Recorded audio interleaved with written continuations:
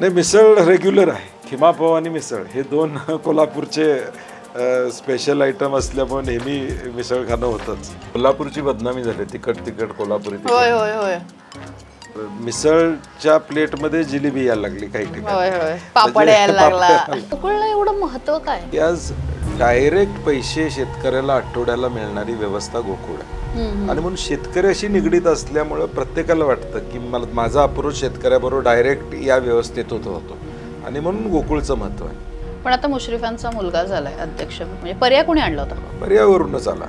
वरून म्हणजे कुठं? आता मला वाटतं की सगळ्या वर्तमानपत्रात छापून आलेल्या सगळ्या गोष्टी, सांगली असेल किंवा इतर भागातून कोल्हापूरमध्ये काही लोक येऊन अशी कृत्य करतात अशी माहिती. आणि दुर्दैव आहे की जी कोल्हापूरची, आता सगळ्यांना माहिती आहे सगळ्यांना. जग जाहीर आहे ते. आता म्हणजे नाव घ्यायची सुद्धा गरज नाही. तुम्हीच बोलला महाविकास आघाडी का पडली एवढी? सीट वाटप यामध्ये आम्ही तिन्ही पक्ष फार वेळ घालवला. काय इंटरेस्टिंग आतमध्ये चाललंय खरंच महायुतीत? नाही, सांगणं संयुक्तिक राहणार नाही. तो चांगलं चाललेलं नाही एवढं खरं आहे. मुन्ना भाडिकांची मैत्री का तुटली? काय म्हणताय, कसे आहात? बरं आहे. पाऊस आहे कोल्हापूरमध्ये आता आज, त्यामुळं सुरू आहे. थोडंसं मला राज्याबद्दल तुमच्याशी खूप बोलायचं आहे खरं तर. आता विरोधी पक्षनेते पदालाही नाव येतंय, त्यामुळे आता बऱ्याच गोष्टींवरती बोलायचं. मला आधी थोडंसं कोल्हापूरबद्दल बोलायचं ना, पण बरंच राज्यावरती जाऊया. अगदी थेट प्रश्न, मुन्ना भाडिकांची मैत्री का तुटली? आता isakal.com आहे देशातील नंबर 1 ची मराठी न्यूज वेबसाईट. प्रत्येक अपडेटसाठी isakal.com ला नक्की भेट द्या.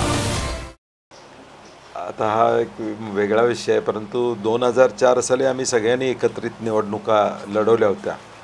परंतु 2009 साली लोकसभेच्या वेळी मंडलिक साहेबांच्या विरोधात त्यांना तिकीट द्यायचं आणि तो तिकिटाचा निर्णय पक्षाने राष्ट्रवादीने घेतला होता. परंतु तो निर्णय मी घेतला असं त्यांना सांगण्यात आलं आणि मी त्या संदर्भातला पुढाकार घेतला, कारण की आम्ही 5 वर्षे एकत्र होतो. त्यामुळं मी तसा निर्णय घेणं शक्य नव्हतं. वरूनच तो मेसेज त्या पद्धतीचा आला होता आणि त्यामुळं नंतर मग समज गैरसमज हे वाढत गेले आणि मग त्याचे परिणाम पुढे राजकीय होत गेले. तुम्ही पाऊल पण नाही टाकलं पुढे? नाही, 2014ला तो प्रयत्न झाला. बरं. हसन मुश्रीफ आमच्या जिल्ह्याचे नेते म्हणून त्यांनी पुढाकार घेतला आणि 2014ला लोकसभेला आम्ही काँग्रेस राष्ट्रवादी, महाविकास आघाडी नाही, काँग्रेस राष्ट्रवादी म्हणून त्यांना लोकसभेला पाठिंबा दिला. लोकसभाला माझी मदत, काँग्रेस पक्ष म्हणून आमची मदत त्यांना झाली. परंतु त्यानंतर असंच होतं की पुढं हे व्यवस्थित चालेल. परंतु विधानसभेला ताबडतोब त्यांनी त्यांच्या भावाला भाजपमधून माझ्या विरुद्ध उभं केलं आणि मग ती दरी वाढताना दिसली. अप्पांना का सोडलं? अप्पा महाडिकांना का सोडलं? म्हणजे ते गुरु एक फॅमिली एकच आहे शेवटी. त्यांच्या मार्गदर्शनाखालीच ही मंडळी सगळी काम करतात. कॉमन फ्रेंड असतील ना तुमच्या दोघांमधले, म्हणजे राजकीय असतील आणि वैयक्तिक असतील, मग तेही असे स्प्लिट झाले असं काही अनुभव? नाही, बऱ्यापैकी तसं होतं, कारण की शेवटी कोल्हापूर हे शहर लहान आहे आणि अनेक वर्षाचे संबंध असले तरी शेवटी हे राजकीय वैरत्व इथपर्यंत गेलं होतं की मग ते सगळीकडेच त्याचे परिणाम पाहायला मिळाले. पण मग आता राष्ट्रवादी फुटली रिसेंटली, आपण बघितलं की ज्या पद्धतीने महाराष्ट्रामध्ये या पक्षफुटीचं जे काही एक वारं आलं, मग मुश्रीफ अजित पवारांसोबत गेले. तुम्हाला तोटा झाला वैयक्तिकरित्या की जाहीर व्यासपीठावर एकत्र येता येत नाही वगैरे असं काही? 15 वर्ष या जिल्ह्यामध्ये काँग्रेस राष्ट्रवादी म्हणून आम्ही एकत्रितपणे काम केलं. मग महापालिका असेल, जिल्हा परिषद असेल, मार्केट कमिटी असतील, विविध साखर कारखाने असतील, सहकारामध्ये काही वेळा आम्ही एकत्र होतो, काही वेळा आम्ही एकत्र नव्हतो, परिस्थितीनुसार, कारण सहकारात पक्षीय राजकारण नसतं. परंतु आम्ही निश्चितपणे एकत्रितपणे या जिल्ह्यातल्या सहकारी संस्था वाचल्या पाहिजेत ही भूमिका आम्ही घेतली. कारण की आपण राज्यात बघतो जिल्हा मध्यवर्ती बँका अडचणीत आहेत. अशा वेळी आम्ही जिल्हा मध्यवर्ती बँकेत राजकारण न करता बँक टिकली पाहिजे ही भूमिका आम्ही प्रामुख्याने घेतो. आता ते महायुतीमध्ये राष्ट्रवादी गेल्यामुळं त्यांना शेवटी महायुती म्हणून लढावं लागेल, मला महाविकास आघाडी म्हणून लढावं लागेल. परंतु पूर्वीसुद्धा जिल्हा परिषद, महापालिका, नगरपालिका आम्ही वेगवेगळ्याच लढत होतो आणि पोस्ट पोल अलायन्स आमचा व्हायचा. त्यावेळी सुद्धा काँग्रेस राष्ट्रवादीचा पोस्ट पोल अलायन्स व्हायचा. आता तो होणार नाही. त्यामुळे आम्ही महाविकास आघाडी म्हणून ताकदीनं लढणार आहोत. हे पण म्हणजे हा एक तोटा वाटतो का, राजकीय तोटा वाटतो का कोल्हापूरचा विचार केला तर? राजकारणात बेरीज होत असते, वजा होत असतात. आता बेरजेचंही राजकारण कदाचित त्यातून होईल. त्यातून महाविकास आघाडी आमची आणि घट्ट होईल. नवीन लोक माझ्याशी संपर्कात येतील, कारण की ज्यावेळी व्हॅक्यूम तयार होतो राजकारणात त्यावेळी तो भरून काढला जातो. कोण ना कोणतरी भरतं असतं.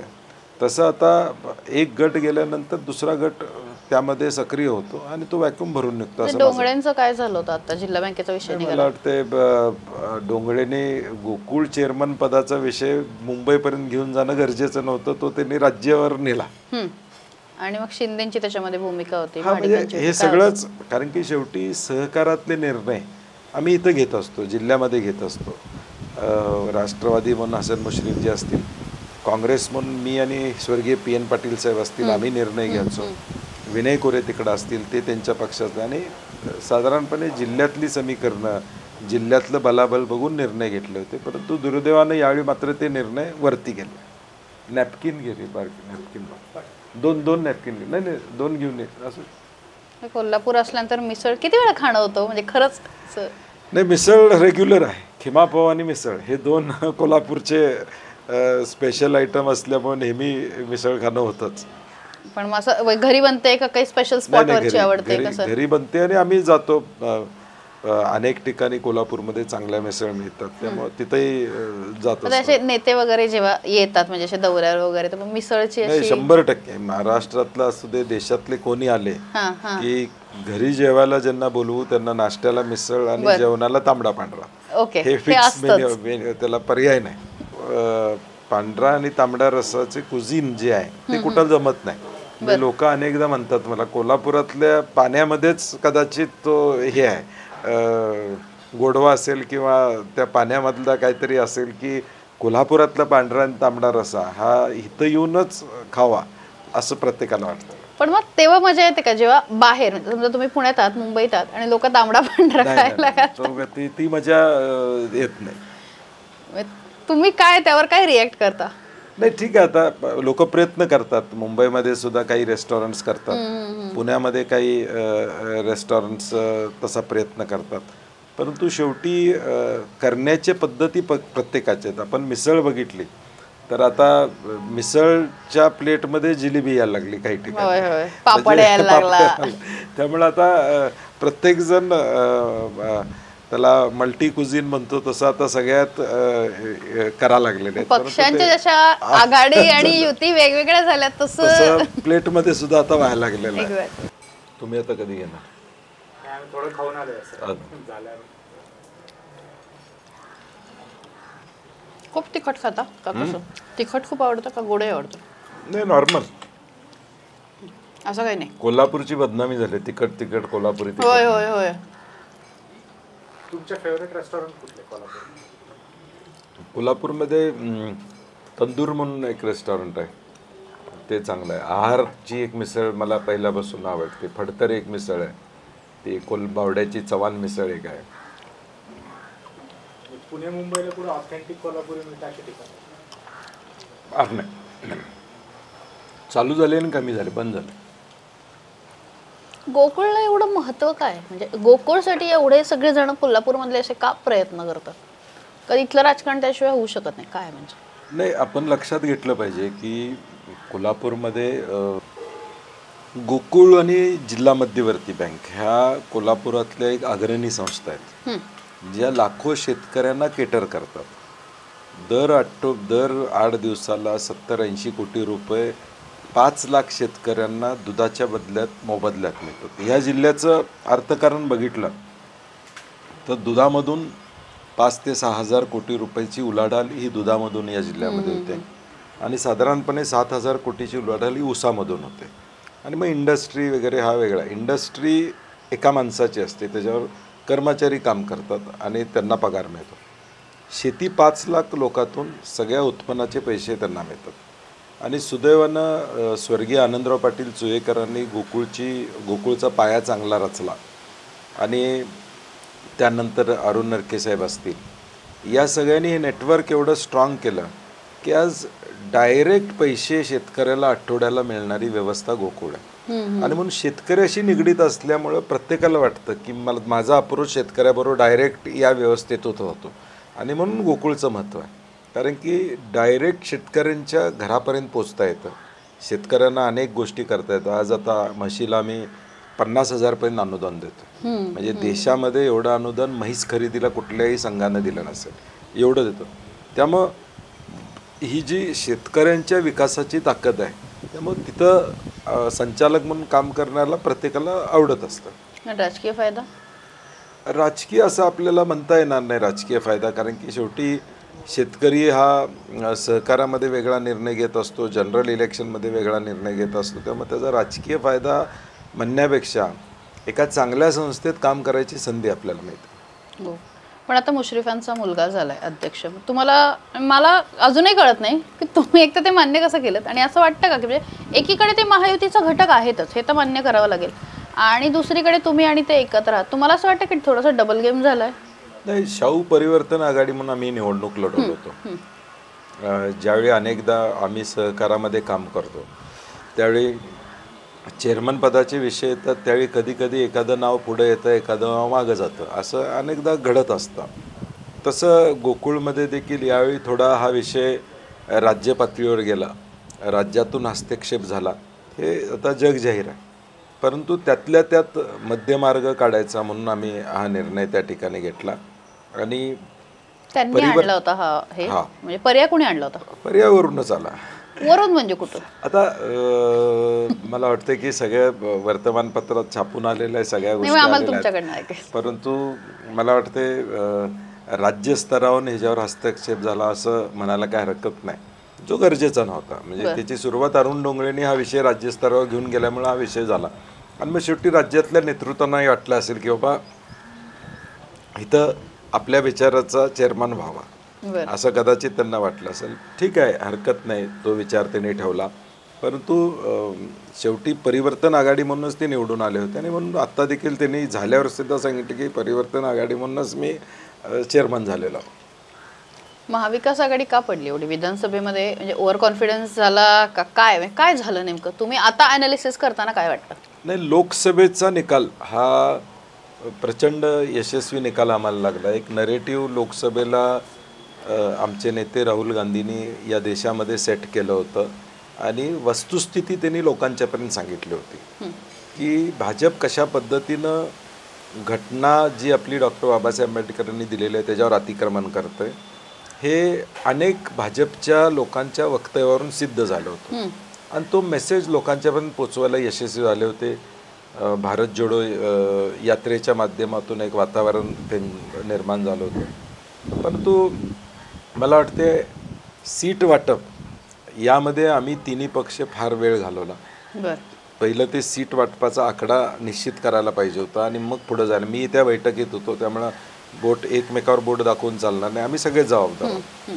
आणि तो कदाचित निर्णय लवकर झाला असता आणि जो वेळ आम्हाला प्रचाराला किंवा लोकांशी संवाद साधायला पाहिजे होता तो कदाचित आम्हाला मिळाला. आणि जे 12,000 बूथ आमचे प्लसमध्ये होते ते 12,000 बूथ भाजपनं कॉन्सन्ट्रेट केले. आणि आम्ही थोडं गाफील होतो म्हणायला हरकत नाही.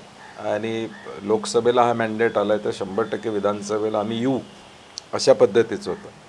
दुसरं, ज्यावेळी हरियाणा आणि महाराष्ट्र या 2 निवडणुकांची वेळापत्रकं बदलण्यात आली, आम्ही त्याचवेळी सुप्रीम कोर्टात जायला पाहिजे होतं आणि हरियाणाबरोबरच या निवडणुका घ्या म्हणून सांगायला पाहिजे होतं. ऐकलं असतं निवडणूक आयोगानं, नाही हा पुढचा प्रश्न आहे, तो एक विषय होता.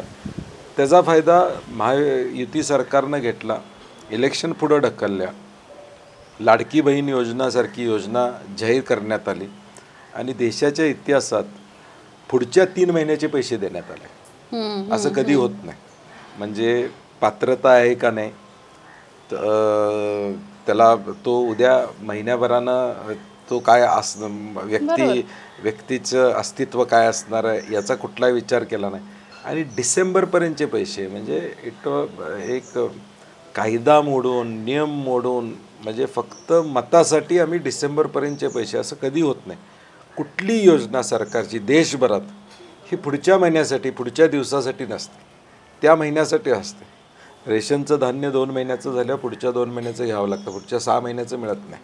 आता अडचण आहे म्हणून ते 3-3 महिन्याचं 2-2 महिन्याचं एकत्र करून द्यायला लागलेत, हा भाग वेगळा.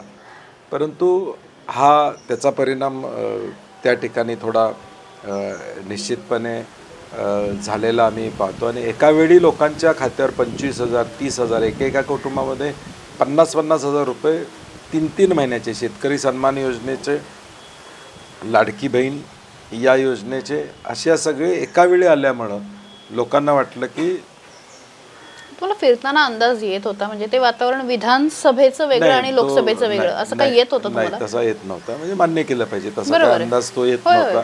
लोकांचा प्रतिसाद, कारण काही निवडणुकांचा येतो, लोकांचा प्रतिसाद प्रचंड प्रमाणात होता. परंतु सरकारी पैशावर प्रत्येक जिल्ह्यामध्ये लाडकी बहिणीचे मेळावे घेण्यात आले सरकारी पैशावर. आणि हे आम्ही आणलंय, हे जाहिरातीच्या माध्यमातून, सोशल मीडियाच्या माध्यमातून.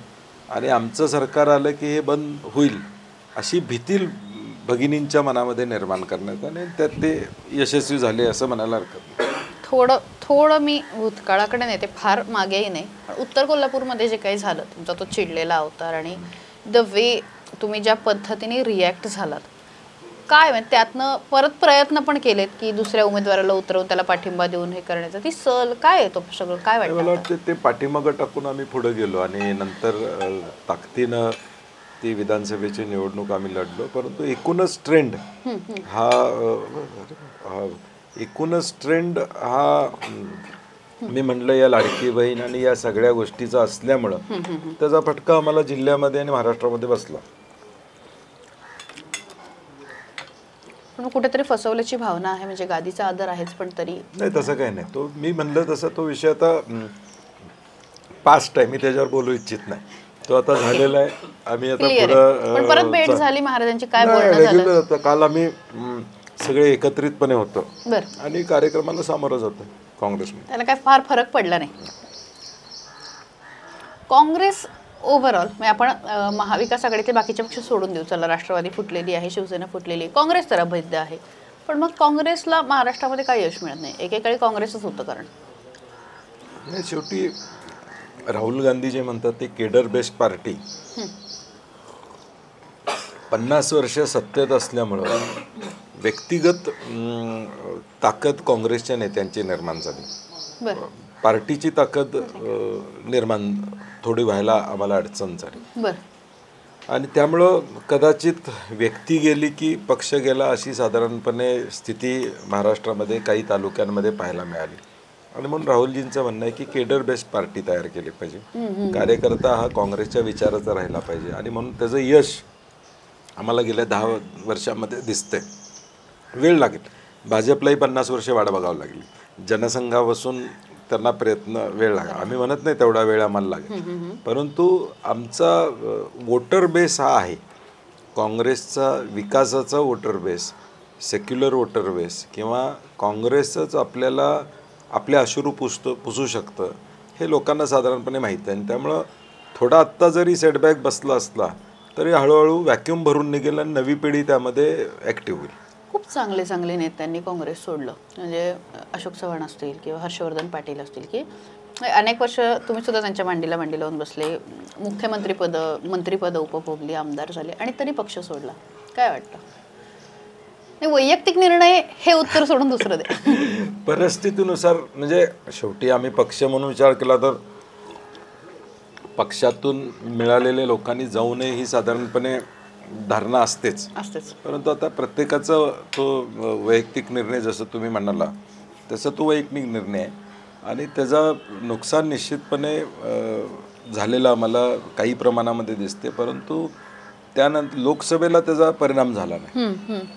म्हणजे याचा अर्थ काय की व्यक्ती गेला म्हणून लोक जातात असं नाही.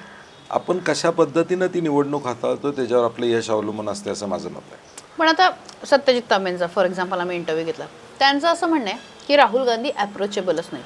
मग हे सगळं अपयश हे राहुल गांधींच्या माथी बरेच नेते थोपवतात की वरपर्यंत जाता येत नाही, ते फोनही घेत नाहीत. तुमचा फोन घेतात का? नाही, मला ह्यातलं असं म्हणायचं आहे की राहुलजी हे सगळ्यांना भेटत असतात. सत्यजित तांबेंच्या घरी मुक्कामाला होते, त्यामुळे त्यांनी मुळात हे वक्तव्य करायलाच नको पाहिजे होतं असं माझं मत आहे. कारण की इतकी वर्ष काँग्रेसमध्ये राहिल्यानंतर अशा पद्धतीचं वक्तव्य करणं संयुक्तिक नाही असं मला वाटतं. आणि आमचा अनुभव राहुल गांधींच्या बाबतीत वैयक्तिक माझा विचार केला तर माझ्या आयुष्यात राहुल गांधींच्यामुळंच अनेक चांगल्या गोष्टी घडलेल्या. उदाहरणार्थ म्हणजे माझ्या आमदारकीचं तिकीट असू दे, 2015च्या तिकिटाच्या वेळी विधान परिषदचं तिकीट असू दे, किंवा इतर बाबतीत ज्यावेळी भूमिका घ्यावी लागते त्यावेळी ते कणखरपणे आमच्या बाजूने उभे राहतात. आम्ही ज्यावेळी भेटायला वेळ मागतो त्यावेळी आमची भेट होते, चर्चा होते, त्याचा उहापोह करण्यात अर्थ किती वेळ देतो? नाही. आम्ही पाऊण तास त्यांच्यावर बसलेलो आहे, बरं, सिरियस चर्चा केलेल्या आहेत. ऐकतात सगळं, आपण सगळं ऐकून घेतात, नोट करतात, आम्हाला परत प्रश्न विचारतात. म्हणजे काय आज काय झालं की काँग्रेसमध्ये राहुलजींना टार्गेट केलं की शेवटी राहुलजींना टार्गेट का भाजप करते? त्यांची भीती आहे म्हणूनच करते ना. नाही, भाजप राहू द्या, तुमचेच नाही नेते. नाही, मग माझं म्हणणं आमच्या पक्षातल्या लोकांना असं आहे की तुम्ही सत्तेची पदं सगळी भोगल्यानंतर हे बोलणं किती संयुक्तिक आहे? मग सत्तेत असताना तुम्ही या सगळ्या गोष्टीचा विचार का केला नाही? तेव्हा मला वाटते हे चुकीचं आहे, ते भेटत नाहीत वगैरे म्हणणं चुकीचं आहे. शेवटी देशातला पक्ष चालवत असताना त्यांच्या प्रायोरिटीज फिक्स्ड आहेत. ज्यावेळी आता आमच्या विधानसभेनंतर जवळजवळ 2 बैठका त्यांच्याबरोबर झाल्या. खरगे साहेब वेळ देत आहेत, त्यामुळे असं म्हणता येणार नाही की भेटत नाहीत. मला वाटते निदान त्या लोकशाहीमध्ये काँग्रेसमधला माणूस बोलण्याचा प्रयत्न करतो. भाजपमध्ये असं कोण बोलते का बघू की फोन लावता का आता राहुल गांधींना? नाही, फोन लावण्या एवढं माझं महत्त्वाचं काम पाहिजे. तुमच्यासाठी मी फोन लावायची गरज नाही. पण मग ते नाही, उचलतात तसं माझा अजेंडा तो आहे की राहुल गांधींसारख्या देशाच्या नेत्याला ज्यावेळी मी फोन लावतोय ते तेवढं महत्त्वाचं माझं काम पाहिजे. पण होतो का असं? तुम्हाला दाखवायसाठी किंवा मीडियाला दाखवायसाठी मी फोन लावणार नाही. पण लावता का? नाही, आम्हाला ज्यावेळी गरज असते, ज्यावेळी आता संघर्षाचा मोमेंट असतो, निवडणुकीमध्ये अनेक वेळा तशा पद्धतीचे फोन होत असतात, झालेले आहेत, आम्ही तो अनुभव घेतलेला आहे. परंतु दाखवायसाठी करणं हे संयुक्तिक नाही. गरज असेल आम्ही मेसेज दिला तर आम्हाला फोन येतो, लगेच भेट मिळते, मग याच्या पलीकडे. परंतु शेवटी त्याचा सिरियसनेस पाहिजे. आमच्या फोनमध्ये त्यांचा निर्णय काहीतरी मागायचा आहे, आम्हाला त्यांचा सल्ला घ्यायचा आहे. गप्पा मारायला तर फोन करणं संयुक्तिक असणार नाही आहे. त्यामुळं ज्यावेळी पक्ष म्हणून आम्हाला ॲक्सेस पाहिजे तो 100% ॲक्सेस राहुलजींचा आम्हाला. शक्तीपीठ महामार्ग सगळ्या म्हणजे फक्त कोल्हापूररत्न जाणाऱ्या पण महाराष्ट्रात मुद्दा गाजतोय, काय वाटतंय? नाही, हा गरज नसलेला महामार्ग आहे. Nagpur Ratnagiri highway already existing आहे, ज्या हायवेवर 25-30% पेक्षा ट्रॅफिक नाही आहे. बरं.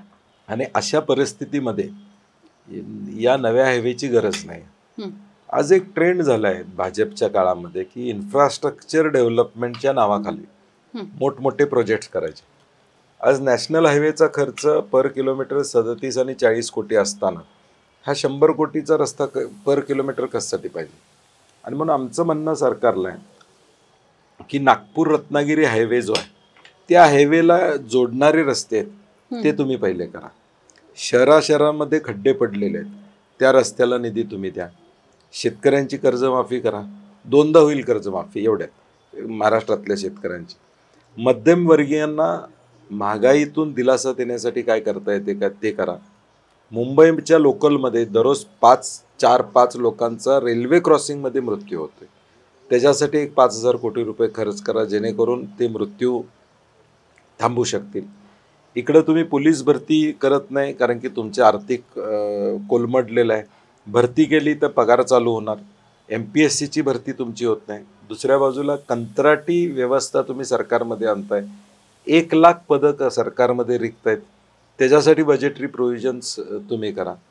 1 लाख कोटीची बिलं ठेकेदारांची पेंडिंग आहेत. म्हणजे ज्या कॉन्ट्रॅक्टरनं 5 लाखाचं काम केलं आहे एखाद्या बारक्या गटरचं रस्त्याचं, त्याचं व्याजाचा विचार सरकार करतंय का? त्यानं पैसे 5 लाख रुपये घातलेत आणि ते काम पूर्ण करून तो 1-2 वर्ष आता वाट बघतोय. आता एका तरुण कॉन्ट्रॅक्टरनं परवा आत्महत्या केली, जलजीवनचं बिल मिळालं. म्हणजे सरकारची प्रायोरिटी चुकत चाललेलं आहे. इन्फ्रास्ट्रक्चरच्या नावासाठी भ्रष्टाचार युक्त प्रोजेक्ट्स आणायचे हा एकूण साधारणपणे धारणा आहे. आणि म्हणून गरज नसलेला हा शक्तीपीठ आहे. म्हणून आमचं म्हणणं आहे की शेतकऱ्यांच्या माती मारू नका. धरणं झाली या राज्यामध्ये, रस्ते झाले, अनेक प्रोजेक्ट झाले, शेतकऱ्यांनी जमिनी दिल्या. गरज असेल तिथं शेतकरी जमीन देत असतो, परंतु हा गरज नसलेला महामार्ग आहे, म्हणून त्याला शेतकऱ्याने आमचा विरोध आहे. आपण म्हणजे महायुतीचे आणि विशेषतः भाजपचे नेते खूप हटून आहेत की होणारच. आता शेतकऱ्याच्या डोक्यावर बुलडोजर घालून करणार असतील तर आम्हाला माहित नाही, परंतु आता मोजणी होऊ देत नाही आहेत लोक. शेवटी काल छत्रपती संभाजीनगरमध्ये या 12 जिल्ह्यातल्या अधिकाऱ्यांना बोलवून घेऊन मोजणीला विरोध झाला, तरी कशा पद्धतीनं करावी, ऑफिसमध्ये बसून तुम्ही नकाशे आता तयार करा अशा सूचना अधिकाऱ्यांनी दिल्यात. म्हणजे शेतकऱ्यांना मान्य नाही. म्हणजे मोजणीला प्रत्येक, आता मी सगळ्या म्हणजे 12 जिल्ह्यातल्या शेतकऱ्यांच्या संपर्कात आहे, प्रत्येक जिल्ह्यात त्याला विरोध आहे. भूमिहीन शेतकरी होणार आहेत. आयुष्यातनं शेती म्हणजे शेतकरी होता ही ओळख त्याची पुसली जाणार आहे. आणि म्हणून मला वाटते अजून सरकारनं फेरविचार करावा. ज्या पद्धतीनं हिंदी सक्तीचा JR सरकारनं आणला, विरोध झाल्यावर मागं जावं लागलं, आता कमिटी नेमलेली आहे, परंतु मागं 2 पावलं, तसं 2 पावलं यात मागं गेलं तर फार मानहानी झाली असं कोणाला म्हटायचं कारण नाही. पण हा हट्ट कोणाचा आहे? मुख्यमंत्र्यांचा वाटतो का अजून आता कुठल्या नेत्याचा? खासगीत जे मंत्री आहेत किंवा आमदार आहेत ते म्हणतात की मुख्यमंत्र्यांची इच्छा आहे हा रस्ता व्हावा म्हणून.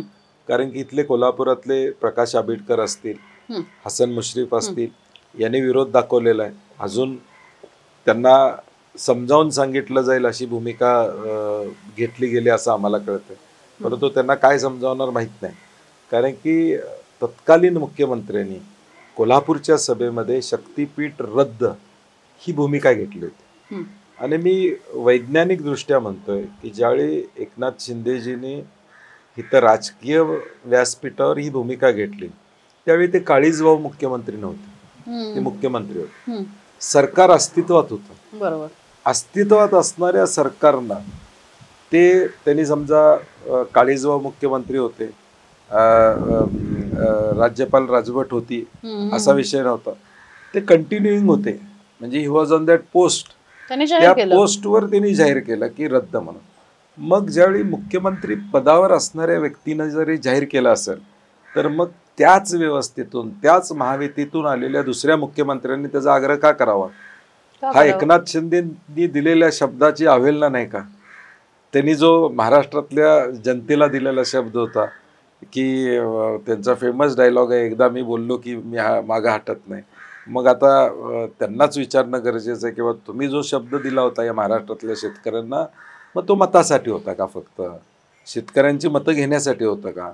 आता काही भगिनी त्या दिवशी आंदोलनाला त्यावेळी म्हणल्या त्या की मग निवडणुकीच्या आधी तुम्ही का रद्द म्हणून जाहीर केलं? आता शिंदे आणि फडणवीस आणि हा विषय निघालेला आहे. पुढच्या 1-2-4 महिन्यामध्ये आम्ही तुम्हाला एका खूप चांगल्या पोस्टवर बघणार आहोत. माझा मुद्दा हा आहे, फडणवीस कसे वाटतात जनरल? कारण तुम्ही ना खूप मुख्यमंत्र्यांसोबत काम केलं. मी हा प्रश्न याच्यासाठी विचारते की विलासरावांचंही सरकार बघितलेलं आहे, अशोक चव्हाणांचं बघितलंय, पृथ्वीराज बाबांचं बघितलंय, मधल्या काळात विरोधी पक्षनेते म्हणून पण फडणवीस कसे वाटतात हे सगळं बघितलं? नाही, त्यांना लवकर संधी महाराष्ट्राच्या मुख्यमंत्री पदावर मिळाली, परंतु मला वाटते थोडा लोकांचा टच त्यांचा कमी आहे असं वाटायला लागलं. कारण की जे मुद्दे पुढे येत आहेत त्याला ॲड्रेस करण्याचं काम त्यांच्याकडून होताना दिसत नाही. म्हणजे ज्यावेळी मागच्या एकनाथ शिंदेंच्या काळामध्ये मराठा आरक्षणाचा विषय होता तो त्यांच्या अगेन्स्टमध्ये गेलेला आपण पाहिलं. अगदी मराठवाड्यामध्ये त्यांच्या सभा लोकसभेला भाजप न घेतल्या नाहीत, हे त्याचं आत्मपरीक्षण त्यांनी करणं गरजेचं आहे. आणि त्यामुळं मिळालेल्या संधीतून आपण महाराष्ट्रासाठी काय करतोय, लोकांच्या भावनेचा आदर करतोय का, हा अभ्यास करणं गरजेचं आहे. कारण की महाराष्ट्र हे गोव्यासारखं लहान राज्य नाही, महाराष्ट्र हे मोठं राज्य आहे आणि फ्लोटिंग पॉप्युलेशन प्रचंड असणारं राज्य आहे. अस्मिता बाळगणाऱ्या वर्ग या राज्यामध्ये प्रचंड आहे.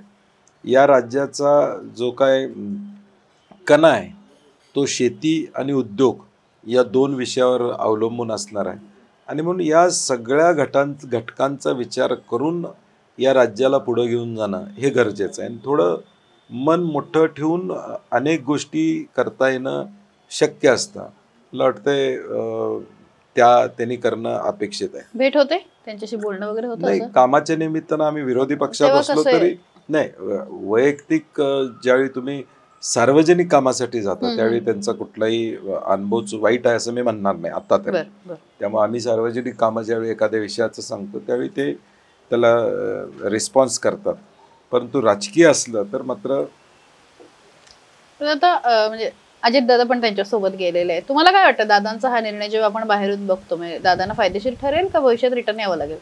नाही, मला वाटत नाही की अजितदादा आणि एकनाथ शिंदेंना हा फायदेशीर ठरेल. त्यांचं आत्ता ज्या पद्धतीनं दोन्ही पक्ष इनकमिंग करायला लागलेत याचा अर्थ उद्याच्या निवडणुका हे स्वतंत्र होणार आहेत. 2029लाही महायुतीचं एकत्रित निवडणूक लढण्याचा निर्णय असेल असं मला वाटत नाही. आणि म्हणून आत्ता जे इनकमिंग चाललेलं म्हणजे भाजपच्या आमदाराच्या विरोधात पडलेला उमेदवार घेतला जातोय, शिंदे गटाच्या आमदाराच्या विरोधात भाजप उमेदवार तिथे तिथला 2 नंबरचा उमेदवार घेतोय, शिंदे किंवा अजितदादांचे आमदाराच्या विरोधातला उमेदवार शिंदे गट किंवा भाजप घेताना दिसते. म्हणजे हे जे काही समीकरण चाललेलं आहे हे कदाचित स्थानिक स्वराज्य संस्थेत आपला टक्का वाढवायसाठी असणारं राजकारण असू शकतं किंवा दुसरं उद्या 2029ची निवडणूक वेगवेगळी लढण्याची तयारी तिन्ही पक्ष करताना दिसतात. कदाचित भाजपला आता हे 2 पक्ष बॅगेज नको असतील.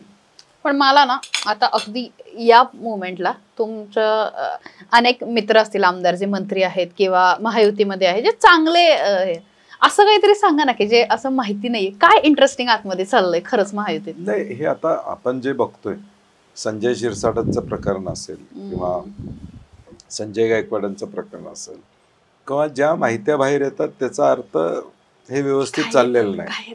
आता ते एखादं काहीतरी इंटरेस्टिंग स्टोरी ते सांगणं संयुक्तिक राहणार नाही, कारण की शेवटी एखादा पुरावा असल्याशिवाय बोलणं आपण बरोबर असणार नाही. आम्हाला काही गोष्टी माहीत असतात परंतु त्याची वाच्यता करा. परंतु चांगलं चाललेलं नाही एवढं खरं आहे. 3 पक्षामध्ये जे वातावरण आहे ते व्यवस्थित नाही आहे. मी सातत्यानं सांगतो, हा नॅचरल अलायन्स नाही, हा आउट ऑफ कंपल्शन झालेला अलायन्स आहे. त्यामुळे तो नॅचरल असू शकत नाही. त्यामुळे हे एकत्रित येणं हे आउट ऑफ कंपल्शन एकत्र आलेले आहेत. हा गरज म्हणजे अडचणीतून एकत्र आलेले आहेत. नॅचरली अलायन्स म्हणून आता काँग्रेस राष्ट्रवादी आम्ही नॅचरल अलायन्स म्हणून 15-20 वर्ष काम केलेलं आहे. उद्धव ठाकरे साहेबांची शिवसेना आणि भाजप हे नॅचरल अलायन्स म्हणून एकत्र राहिलेले आहेत. परंतु हे नॅचरल अलायन्स नाही आहे. त्यामुळे हे प्रत्येक भाजपला स्वतःचं अस्तित्व निर्माण करायचं आहे, स्वतःचा टक्का वाढवायचा आहे, स्वतः एक म्हणजे स्वतःचा पक्ष वाढवत असताना एक हाती सत्ता हे पाहिजे. त्यामुळे ह्या सगळ्या गोष्टी बाहेर येतात, त्याचं कारण ती असू शकतात. उद्धव ठाकरेंचा विषय निघाला. उद्धव ठाकरे कसे आहेत, म्हणजे आधी कसे वाटायचे आणि त्यांच्यासोबत काम केल्यानंतर काय काय मत झालं? नाही, उद्धव साहेब हे एक भावनिक नेतृत्व असं माझं मत आहे. म्हणजे राजकारणामध्ये ते चतुर आहेतच, हुशार आहेतच, पक्ष संघटनेसाठी प्रचंड वेळ देतात. हा एक अनुभव आम्हाला मुख्यमंत्री असताना पण आला.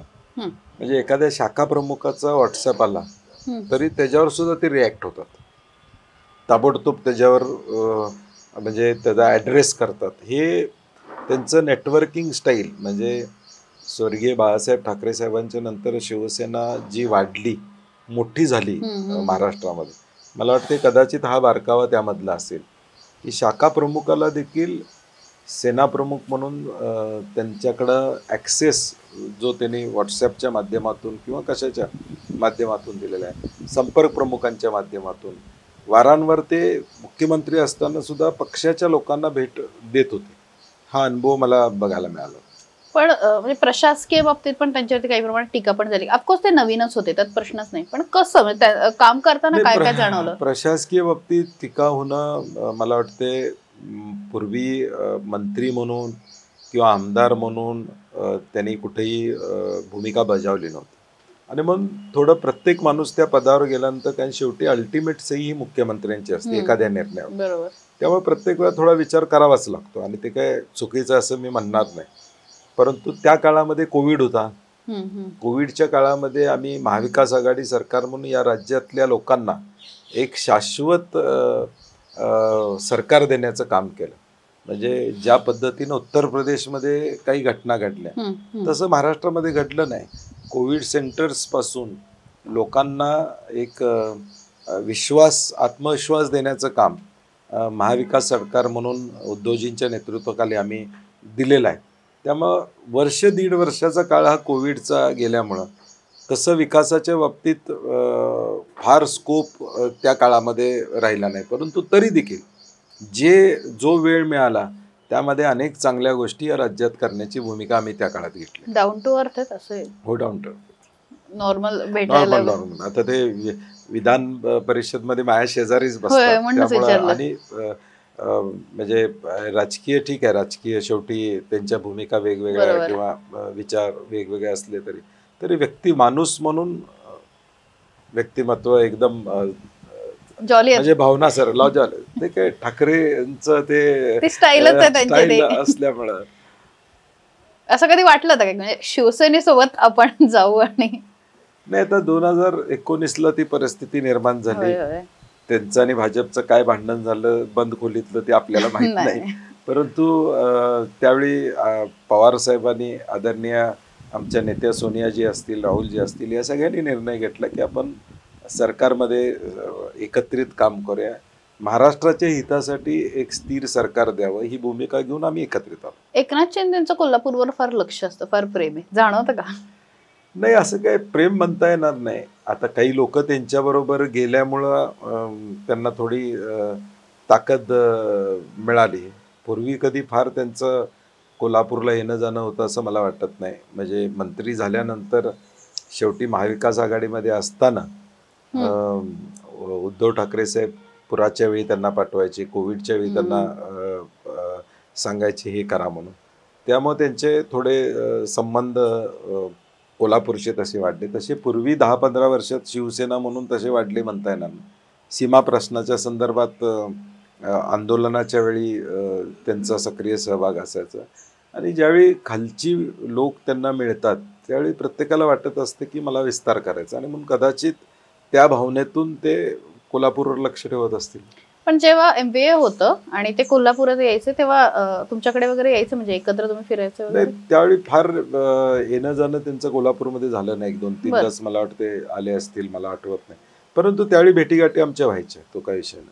अलीकडे जनसुरक्षा विधेयकाचा मुद्दा पण खूप चर्चेमध्ये आहे. म्हणजे त्याच्यावरती खूप मतमतांतर येतात आणि पुन्हा पुन्हा पटवून दिला जाण्याचा प्रयत्न होतोय की प्रायव्हसी हे नाही होते वगैरे. काय वाटतं तुम्हाला जनसुरक्षा विधेयक? नाही, मुळात ज्यावेळी हा कायदा मागच्या वेळी आला त्यावेळी तो जॉईंट सिलेक्शन कमिटीकडे पाठवण्यात आला. मी त्या जॉईंट सिलेक्शन कमिटीमध्ये होतो. 5 बैठकांमध्ये 3 बैठकींना मी हजर होतो. शेवटची बैठक अत्यंत आम्हाला विश्वासात न घेता वेळ बदलण्यात आली, तारीख बदलण्यात आली. मुळात या कायद्याची गरज काय हा प्रश्न आम्ही सातत्याने केला. एका बाजूला केंद्रीय मंत्री सांगतात की 70% 80% नक्षलवाद देशातला संपलेला. मुख्यमंत्री महोदय सांगतात की आता गडचिरोलीमध्ये एका तालुक्यापुरता नक्षलवाद शिल्लक आहे. मग या कायद्याची गरज काय असा प्रश्न होता. दुसरा, UAPA कायदा जो देशामध्ये आहे तो भारताची सार्वभौमता आणि अखंडता याला बाधा आणणाऱ्याच्या विरोधात त्यातली तरतुदी आहे. मग आमचं म्हणणं होतं की तुम्हाला या सगळ्या तरतुदी, नक्षलवाद जर असेल तर तो महाराष्ट्रापुरता नाही आहे, देशभर आहे असं गृहीत धरूया. आणि देशभर असेल तर मग UAPA कायद्यामध्ये जसं भारतीय न्यायसंहिता आता नवीन काही कलमं आपण ॲड केली, तर तशा पद्धतीनं तुम्ही UAPA कायद्यात बदल करा, तुम्हाला गरज काय. आणि म्हणून हा कायदा शंकास्पद आहे. मायोइस्ट म्हणजे लेफ्ट एक्स्ट्रीमिस्ट हे होम मिनिस्ट्रीचं एक शब्द आहे. नक्षलवाद, अर्बन नक्षल किंवा ह्याच्याच, हे ठरवणार कसं तुम्ही? आमचा मूळ म्हणजे त्याचं ठरवणार कसं की तुम्ही हा उद्या आता एखादं आंदोलन केलं आणि ते आंदोलन महाराष्ट्राच्या संदर्भातलं आहे आणि मग ते माओइस्टशी जोडलं गेलं तर काय करणार? मध्यंतरी पुण्यामध्ये आपण बघितलं की लॅपटॉपमध्ये वेगवेगळ्या गोष्टी घालण्यात आल्या, हे कोर्टामध्ये समोर निदर्शनास आलं. म्हणजे हा कायद्याचा दुरुपयोग 100% होणार याची आम्हाला खात्री पटलेली आहे. आणि म्हणून त्या तिन्ही बैठकांमध्ये आम्ही अनेक सूचना केल्या. बावनकुळेजींनी त्या सूचना मान्य केल्या, परंतु कायद्यात आल्या नाहीत. अच्छा. आणि 25 तारखेला ज्यावेळी फायनल ड्राफ्टची मीटिंग त्यांनी 25 तारखेला ठेवली. 25 तारखेला त्यावेळी 24ला मी, जयंत पाटीलजी, अंबादास दानवेजी आम्ही सगळे मुंबईमध्ये पोचलो. आणि 24ला संध्याकाळपर्यंत 25च्या मीटिंगची वेळ आम्हाला कळवली जात नव्हती. बर. आणि म्हणून आम्ही शेवटी फोन केला की काय आहे, तर म्हटलं नाही, मीटिंग पुढं ढकलणार आहे. म्हटलं आम्ही आलोय, मागच्या महिन्यात ठरलं की आपण 25ला बसायचं. बरोबर. आणि 26 तारखेला शाहू जयंती, आमचे कार्यक्रम आम्ही घेतलेले आहेत, अनेक प्रोग्राम्स प्रत्येकानं घेतलेले आहेत. आणि 25ची मीटिंग तुम्ही फायनल केली होती.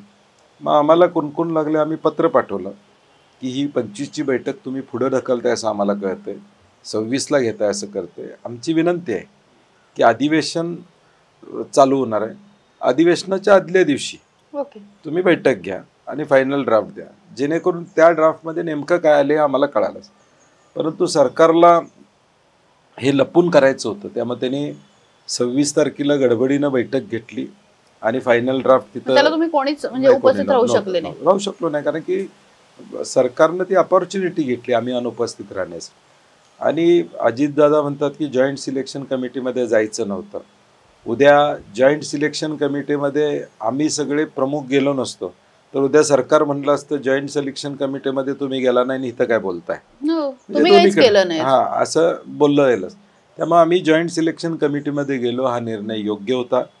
आम्ही आमची मतं मांडली, त्याचे मिनिट्स ऑफ मीटिंग्ज आहेत जे आमच्याकडे उपलब्ध आहेत. आम्ही काय म्हणणं मांडलं हे सांगितलेलं आहे, ते म्हणणं मांडलेलं आहे. सरकारला हा रेटायचाच होता आणि म्हणून जॉईंट सिलेक्शन कमिटीमध्ये असल्यामुळे आम्ही सभागृहामध्ये बोलू शकत नव्हतो.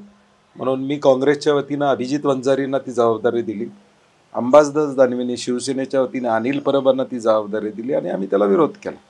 म्हणजे हा कायद्याची गरज नाही. आणि आता हळूहळू अनुभव त्याचा येईल की ते म्हणतात त्याचा राजकीय वापर होणार नाही, परंतु आम्ही भाजपच्या लोकांनाही सांगितलं हे सत्तेचं चक्र असं राहत नाही, हा कायदा उद्या आम्हाला वापरायला मिळेल म्हणलं, हा करू नका, हा राज्याच्या हिताचा कायदा नाही आहे. आणि म्हणून मला वाटतं याबाबत आम्ही स्पष्ट विरोधाची भूमिका या कायद्याच्या संदर्भात घेतलेली आहे. उद्या रस्त्यावरची लढाई लढायला लागलं तरी आम्ही ती लढणार. निश्चितच आपण काँग्रेसबद्दल मगाशी बोलत होतो, बोलता बोलता एक प्रश्न राहून गेला की हर्षवर्धन सपकाळ आता प्रदेशाध्यक्ष झालेत, पण जे इतक्या वर्ष महाराष्ट्रामध्ये राजकीय दृष्ट्या ऍक्टिव्ह आहेत, उदाहरणार्थ थोडासा यंग चेहरा आहे, तुम्हाला का नाही केलं प्रदेशाध्यक्ष? नाही, मला वाटतं हर्षवर्धन संकपाळांचा निर्णय अत्यंत योग्य निर्णय झालेला आहे, कारण की केडरमधला माणूस आहे. राजीव गांधी पंचायत राज अभियानमध्ये त्याने चांगल्या पद्धतीचं काम देश पातळीवर केलेलं आहे. संघटना बांधणीसाठी आज फुल टाईम वेळ देणारं व्यक्तिमत्व म्हणून हर्षवर्धन संकपाळांच्याकडे बघितलं जातं. आणि काँग्रेसचे आमदार आहेत, मूळचे काँग्रेसचे आहेत, सगळा इतिहास त्यांचा बॅकग्राऊंड काँग्रेसचा आहे. आता राजकारणामध्ये काही गोष्टी ग्लॅमरस झालेल्या आहेत, म्हणजे प्रत्येक गोष्टीमागं ग्लॅमर पाहिजे असं एक वातावरण झालेलं आहे. कारण की आम्ही बघतो तुमच्या माध्यमातून की आम्ही चांगल्या सूचना केल्या तर त्याची हेडलाईन होत नाही, परंतु टीका केली तर ताबडतोब ती ब्रेकिंग न्यूज होते. आता पत्रकार ज्यावेळी आम्हाला भेटतात त्यावेळी काहीतरी असं बोलावं असं म्हणतात, बर, म्हणजे ब्रेकिंग न्यूज लागते आता तुम्हा सगळ्यांना. आता हर्षवर्धन संकपाळ यातून थोडे बाजूला होऊन गरज नसलेलं बोलण्यापेक्षा पक्षाच्या हिताचं बोलणं, मुद्द्याला धरून बोलणं, एक सुसंस्कृत चेहरा महाराष्ट्राला आम्ही देण्याचा प्रयत्न दिलेला आहे. आणि शेवटी पक्षामध्ये टीमवर्क असतं. म्हणजे मी पश्चिम महाराष्ट्रामध्ये, मराठवाड्यात आमचे काही नेते आहेत, विदर्भात आमचे काही नेते आहेत, आम्ही मंत्री म्हणून काम केलेलं आहे, मुंबईत आमचे नेते, हे सगळे मिळून हा पक्ष पुढे घेऊन असं पण एक चर्चा की त्यांना फार सहकार्य होत नाहीत, बरेच नेते नाराज आहेत वगैरे वगैरे. हा भाजपचा प्लॅन असतो की र्युमर मिल्स चालू करायचे. आता आम्हाला परवा कळालं की रवींद्र चव्हाणांना बावनकुळे सहकार्य करत नाहीत. बर, र्युमर आहे, खरं आहे. मग आता म्हणजे हा र्युमर आहे, तसं काही नाही. सगळेजण हर्षवर्धन संकपाळांना सहकार्य करतात आणि आता पदयात्रा काढल्या त्यांनी. बीडमध्ये देशमुखांच्या संदर्भातली पदयात्रा त्यांनी काढली, परभणीमध्ये शेतकऱ्यांच्या संदर्भातली काढली, नांदेड झालं. म्हणजे सगळीकडे सगळे लोक त्यांच्या बरोबर आहेत. शेवटी नेतृत्वानी ज्यावेळी निर्णय घेतला गेला त्यावेळी तो नेतृत्वाचा निर्णय मान्य करून पुढे जाणारा हा शिस्तीचा काँग्रेस पक्ष. विशाळगडचं मध्यंतरी जे काही प्रकरण झालं होतं, म्हणजे कोल्हापूर कायम पुरोगामी म्हणून ओळखलं जातं आणि अशा शहरामध्ये सुद्धा अशा पद्धतीच्या घटना होणं कसं बघता याच्याकडे?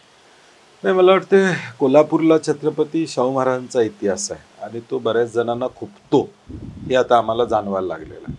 म्हणजे शाहूंचा विचार, छत्रपती शिवाजी महाराजांचा विचार, महात्मा ज्योतिबा फुलेंचा विचार, सावित्रीबाईंचा विचार किंवा डॉक्टर बाबासाहेब आंबेडकरांचा विचार, या विचारापासून एक वेगळा विचार तयार करायचा, महात्मा गांधींच्या विचारापासून वेगळा तयार करायचा असा प्रयत्न.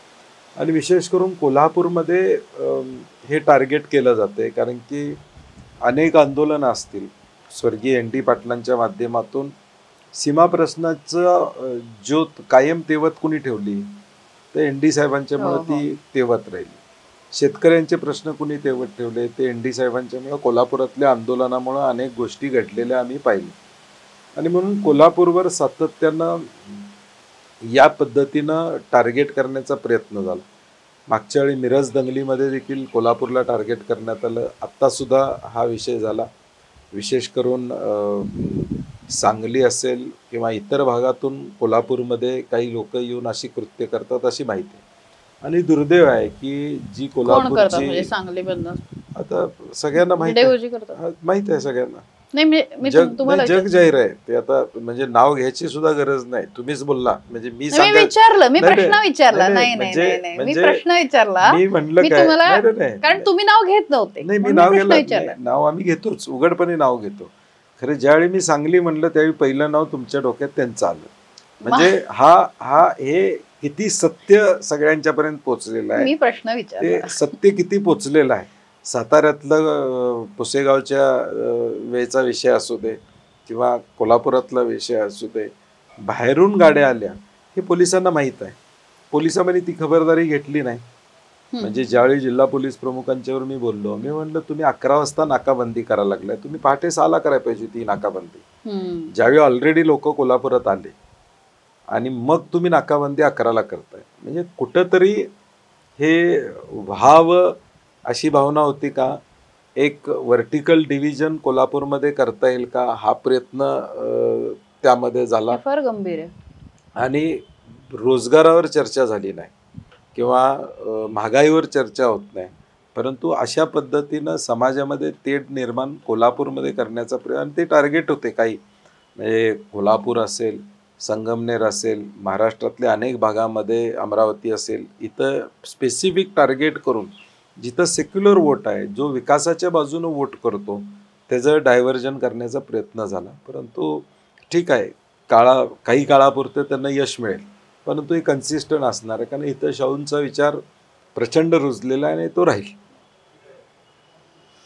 जाता आता एक शेवटचा प्रश्न, बंटी पाटलांना राग कधी येतो?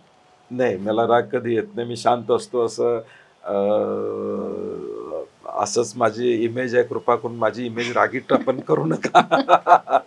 श्रावण पाळता? आतापर्यंत तरी पाळलेला, आजच्या तारखेपर्यंत सुरुवातच आहे. मोबाईल कुठला? आयफोन आहे? आयफोन आहे. कुठला आहे? 14 आहे काय? लेटेस्ट आहे? 15 नसेल मला वाटतं. 15 असेल. काय म्हणजे लेटेस्ट असतो. किती फोन ठेवताय तू सोबत? नाही, 2च फोन आहेत माझे. 2च फोन आहेत. आणि काय म्हणजे लेटेस्ट काय बघता? वेब सिरीज वगैरे? नाही, आता स्क्रीन टाइम जास्त ट्विटरवर जातो सध्या. ट्विटरवर जातो. ट्विटरवर. वेब सिरीज वगैरे काय फॉलो कर? नाही, बघतो मी. नेटफ्लिक्स असेल, प्राईम व्हिडिओ असेल किंवा हे ज्यावेळी वेळ मिळतो डाउनलोड करून ट्रेनमध्ये किंवा विमानात बसतो, वाचन करायचं असेल तर ते करतो. आता एक मॅक्स्टर म्हणून एक ऍप आलेला आहे ज्याच्यावर सगळे मॅगझिन्स आणि पुस्तकं मिळतात, म्हणजे किंडल सारखं. ओके. मग ते सध्या आता ते चालू केलेलं आहे. वाचायला आवडतं बेसिकली? काय वाचता? मराठी, इंग्लिश किंवा काय विषय? माझं स्पेसिफिक काही नाही. अनेक जण पुस्तकं देतात ते वाचतो. आता परवा कोल्हापूरमध्ये सगळ्या नवोदित कवीने एक कवितेचं पुस्तक प्रकाशन माझ्याकडे ठेवलं होतं, ते वाचायला आता घेतलेलं. तर जे येईल ते वाचायचं. कविता वगैरे पण आवडतात? आवडतं आपलं वाचायला. कोणाच्या आवडतात? नाही असं स्पेसिफिक नाही. आता काय झालंय, पूर्वीचा काळ विंदा करिंदकरांच्यापासून सगळ्यांचा काळ वेगळा होता आणि आत्ताचे अनेक कवी नवे आहेत. म्हणजे परवाच्या पुस्तकात अनेक नव्या लोकांनी कविता लिहिलेल्या पाहिल्या, म्हणजे नाव आता मला ऑफ हँड सांगता येणार नाही, परंतु अनेक नवे कवी येत आहेत. प्रत्येक जण ना कुठून तरी ऊर्जा घेत असतो. एखाद्या लेखकाकडनं घेतो, एखाद्या कवितेतनं घेतो, कशात. तुम्ही कुठनं घेता? म्हणजे कशातनं तुम्हाला एनर्जी मिळते की आता मला लढण्यासाठी एनर्जी, आज मी थकलोय आणि मला ती घ्यायची आहे? कुठनं घेता? ते जनतेपासून येते. लोकांना भेटणं हीच माझी एनर्जी असं मला वाटतं. लोक हीच एनर्जी? लोक हीच एनर्जी. पण मग काही मेडिटेशन करता का, योगा वगैरे? नाही, मेडिटेशन योगावर ते आमचं पटलेलं नाही, मेडिटेशन आणि योगा. परंतु एक्सरसाइज रेग्युलर सकाळी मी 7 ते 8 माझं जिम आणि एक्सरसाइज करतो. एक तुमचा व्हिडिओ बघितला मी की ज्याच्यामध्ये तुमचं फॅमिली फंक्शन होतं आणि सगळे खूप भावनिक झाले होते. फॅमिली हा प्रत्येकाचा एक ना कनेक्टचा भाग असतो. मला परत त्याच्याबद्दल ऐकायचं की ते लहानपण, आई वडील आणि ते भावंड, कसं होतं ते सगळे दिवस? नाही, त्यावेळी मोबाईल नव्हता. आत्ताची जनरेशन इंस्टाग्रामवर एकमेकाच्या टचमध्ये आहे. म्हणजे आज कुणालाही विचारलं की भाऊ भेटला का, बहीण भेटला, तर ते म्हणतात इंस्टाग्रामवर आमचं चर्चा झालेली आहे. त्यावेळी तो नव्हतं सगळी साधनं, आणि त्यामुळं एकमेकाला भेटणं, एकमेकाला आधार देणं, इमोशनल जे बॉन्डिंग असतं ते बहीण भावांचं त्या काळामध्ये सातत्यानं होतं. आणि आम्ही सगळे एकत्र शाळेला जाणं, पुढं एकत्रित येणं. इतक्या मोठ्या घरात नव्हते, पण बाकी तुम्हाला? बाकी सगळं नॉर्मल होतं. म्हणजे सकाळी भाकरी भाजी खाऊनच 9 वाजता शाळेला जाणे हा ठरलेला दिनक्रम होता, आणि संध्याकाळी आल्यावर जेवायचं आणि मग बाकीचं काय असेल ते करायचं. त्यामुळे नॉर्मल फॅमिली म्हणून. मार वगैरे खायचं का? म्हणजे हो, भरपूर.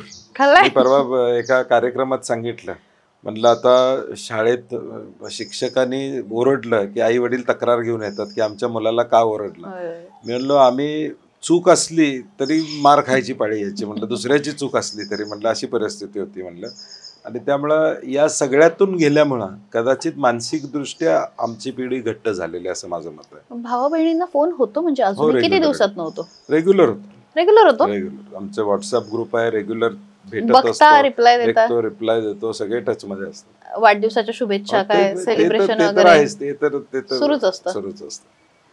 इतक्या मोठ्या घरातनं आलेले आहात, म्हणजे डी.वाय. पाटील सरांची इतकी मोठी लेगसी आहे, ती जपण्याचं कुठेतरी मुलगा म्हणून असं एक प्रेशर असतं का? नाही, असतं ना शेवटी, कारण की लोकांच्या अपेक्षा वेगळ्या असतात. कारण की आज देखील दादांची कारकीर्द ही 70-75 वर्षे ते सार्वजनिक जीवनामध्ये आहेत. ते आता त्यांचं वय 90 आहे, आणि 70-75 वर्षामध्ये त्यांनी स्वतःचं एक ओळख निर्माण केलेली आहे, एक लिगसी निर्माण. लोकांच्या अपेक्षा असतात.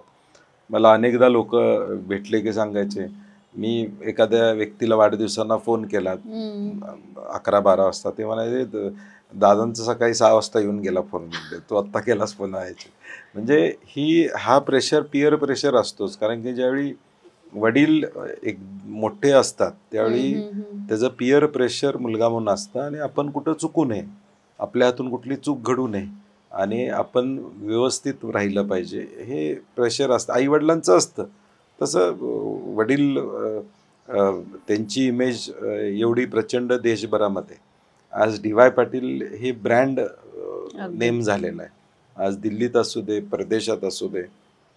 मागच्या वर्षी मी US मध्ये होतो, त्यावेळी मी बाहेर असं शॉपिंगला फिरत होतो, त्यावेळी 2 मुलं मला भेटले, म्हणले आम्ही डी.वाय. पाटील कॉलेजचे विद्यार्थी. मग दुसऱ्या दिवशी 10 जण मला ब्रेकफास्टला त्याने बोलवलं. म्हटलं ही जे प्राऊड मुवमेंट हे त्या व्यक्तिमत्वानं कष्टातून केलेलं आहे, तो पुढं चालू ठेवणं हे एक मोठं आव्हान आम्हाला आहे. हे सगळं आपण बोलतोच आहे, पण अशा वेळी तुमच्याकडे लहानपणापासूनच खूप मंत्र्यांचं येणं, मुख्यमंत्र्यांचं येणं वगैरे हे होतं का? म्हणजे लहानपणापासून सारखं येणं जाणं होतं? दादानी राजकारण हे तसं 77ला सोडलं. होय, म्हणजे 80ला सोडलं, आणि 80 नंतर ते राजकारण विरहित राहिले. त्यामुळे सगळे लोक भेटायचे, यायचे, अनेक कार्यक्रमात ते यायचे. विशेष करून वसंतदादांचे त्यांचे ऋणानुबंध राहिले. राजाराम बापूंचे त्यांचे ऋणानुबंध प्रचंड प्रमाणात होते. राजाराम बापूंना मी काय बघितलेलं नाही, कारण की आमच्या लहानपणी आई सांगतात की नेहमी ते याचे बाळासाहेब देसाई असतील, अशी सगळी मोठी माणसं त्यावेळी कनेक्शन होतं सगळ्या त्या पिढीचं. आत्ता ते कनेक्शन राजकारणामध्ये पण दुर्दैवानं नाही आहे आता. म्हणजे त्यावेळी सगळे एकमेकाला घेऊन जायचे, एकमेकाला बोलायचे. काल माझ्या मोठ्या बंधूंना शिरोळे साहेब भेटले पुण्यामध्ये आणि ते म्हणले आम्हाला 50 वर्षापूर्वी आम्ही शंकरराव चव्हाण साहेब दादांच्या बरोबर या ठिकाणी गेलतो, त्या ठिकाणी गेलतो, ते सांग. म्हणजे तो एक कनेक्शन त्यांचा नेहमीच राहिलेला आहे. म्हणजे मला वाटतं तुम्ही पण घड्याळ बघितलंय. आपण अगदी शेवटचे 1-2 प्रश्न घेऊया. विलासरावांच्या काही आठवणी आहेत का, अशी एखादी घटना जी लक्षात राहिली आहे? नाही, ते एक देशमुख साहेब हे मोठं व्यक्तिमत्व होतं महाराष्ट्राला. म्हणजे महाराष्ट्राची खरी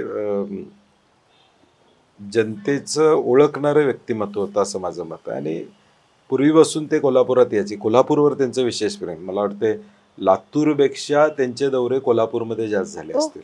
म्हणजे एवढं त्यांचं कोल्हापूरमध्ये कायम संबंध. स्वर्गीय PN पाटलांचे त्यांचे चांगले संबंध होते आणि त्यामुळं आम्ही सगळी मंडळी नेहमीच त्यांच्यावर आकर्षित असायचो. आणि ज्यावेळी 2010ला मी मंत्री झालो त्यावेळी पृथ्वीराज चव्हाण साहेबांच्या समोर पालकमंत्री कुठं द्यायचं वगैरे चर्चा चालली होती. आणि त्यांनी मी, हर्षवर्धन पाटीलजी, बाळासाहेब थोरात, मला वाटतं नितीन राऊत, असे 4-5 जण बसलो. आणि त्यांनी पहिलं सांगितलं की विलासराव देशमुख साहेबांचा फोन होता आणि बंटी तुला लातूरचं द्यायला सांगितलंय. म्हणलं ठीक आहे, मला आनंदच आहे म्हणलं लातूरला पालकमंत्रीपद मिळते. आणि मला त्यावेळी कोल्हापूरऐवजी लातूर घेतणं हे मला महाराष्ट्राचा अभ्यास करायसाठी फायदेशीर ठरलं. कदाचित देशमुख साहेबांनी तो विचार करून मला पालकमंत्रीपद लातूरचं मला द्या म्हणून सांगितलं. मराठवाड्याचा अभ्यास त्यावेळी झाला, लातूरचा अभ्यास झाला आणि देशमुख साहेबांच्यावर अजून जवळ काम करायची संधी मला अनेक कार्यक्रमामध्ये. ते केंद्रीय मंत्री होते, अनेक दौऱ्यावरती यायचे. त्यांचं बोलणं, कार्यकर्त्यांना ॲड्रेस करणं, आलेल्या कार्यकर्त्याला नावानिशी ओळखणं, त्याची समस्या सोडून घेणं, अनेक बारकावे. मला वाटते पवारसाहेब असतील, विलासराव देशमुख साहेब असतील, या सगळ्यांच्याबरोबर आपण जर वेळ घालवला तर आपल्याला बरंचसं शिकायला आपल्याला मिळते असं माझं मत आहे. म्हणून या सगळ्या मंडळींच्याकडून आम्ही सगळेच जण शिकलेलो आहोत. त्यामुळे त्यांच्याबद्दल माझ्या मनामध्ये प्रचंड चांगल्या भावना आहेत. कारण की विश्वास त्यांना प्रत्येक गोष्टीचा असायचा. 2004 साली मी अपक्षपणे ज्यावेळी निवडून आलो पहिल्यांदा विधानसभा, त्यावेळी सगळे तिथं बसले होते आणि ते म्हणत होते की बंटी पाटलांना फोन लावायला पाहिजे, ते अपक्ष निवडून आलेत आपल्याकडे घेण्यासाठी. तर ते म्हणले फोन लावू नका त्याला, तो काँग्रेस बरोबरच राहणार. हा कॉन्फिडन्स एखाद्या नेत्याला आपल्याबद्दल असणं हे अत्यंत महत्वाचं आहे. रॅपिड फायर राऊंड आहे. मी नाव घेते व्यक्तीचं, काय वाटतंय ते एका वाक्यात सांगा. नरेंद्र मोदी. आता काय बोलायचं, shrewd. Amit Shah. Same. Nitin Gadkari. Positive. Sharad Pawar. Proactive म्हणता येईल या वयामध्ये. म्हणजे या वयामध्ये त्यांचा प्रोएक्टिव्हनेस मला वाटते कुठं ऑलराऊंडर प्रोएक्टिव्ह असं म्हणायला हरकत नाही. राज ठाकरे. राज ठाकरे आता भेट होते का, म्हणजे गप्पा वगैरे अशा काही झालं? नाही, बरेच दिवस भेट नाही. तर पूर्वी भेट व्हायची त्यांची इन्स्टंट कॉफी. कारण की इन्स्टंट रिॲक्शन असते त्यांची कुठल्याही गोष्टीला, असं मला वाटतं.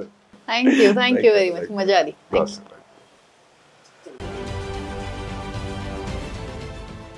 देश विदेशातील प्रत्येक घडामोडींचे लाईव्ह अपडेट मिळवण्यासाठी आता साम टीव्हीच्या सर्व सोशल मीडिया प्लॅटफॉर्मला लाईक, फॉलो आणि सबस्क्राईब करा.